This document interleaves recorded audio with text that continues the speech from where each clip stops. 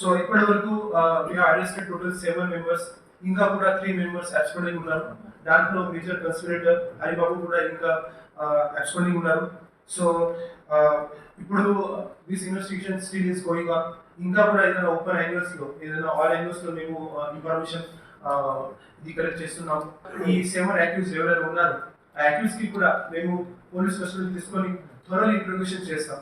ఆ ఇంట్రోగేషన్ లో ఖచ్చితంగా మనకి ఇంకా ఏదైనా ఫర్దర్ ఇన్వాల్వ్మెంట్ ఉంటే, ఇంకా ఫర్దర్ ఏదైనా క్లూస్ ఉంటే అది కూడా మనకి వస్తుంది. సో ఈ రాజలింగమూర్తి మర్డర్ కేసు ఇది చాలా హీనియస్ కేసు ఉంది.